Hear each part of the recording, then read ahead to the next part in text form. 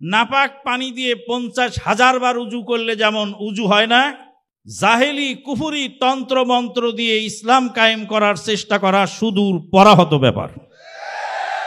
তাহলে মাটিতে বিল্ডিং বানায় ভিত্তি পরে দেওয়ার মতো বোকা লোক যারা, তারাই বলে আগে দিন কায়েম করো, তারপরে তাওহীদ ঠিক হবে।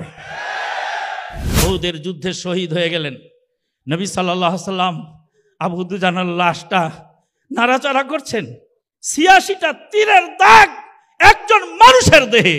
নবী সাল্লাল্লাহু আলাইহি ওয়াসাল্লাম সাহাবীদেরকে জিজ্ঞেস করলেন যে আমার আবু দুজানার শরীরটা এরকম ক্ষত বিক্ষত হলো কি করে? বেদাতীদের সাথে সংগ্রাম গোলমাল হওয়ার কারণে হজের মাঠে বেদাতীরা ফেলে দিয়ে অন্ডকোষের উপরে খোঁচে হত্যা করেছিল। হানজালা রাদিয়াল্লাহু তাআলা আনহু উহুদের যুদ্ধে শহীদ হয়ে গেলেন।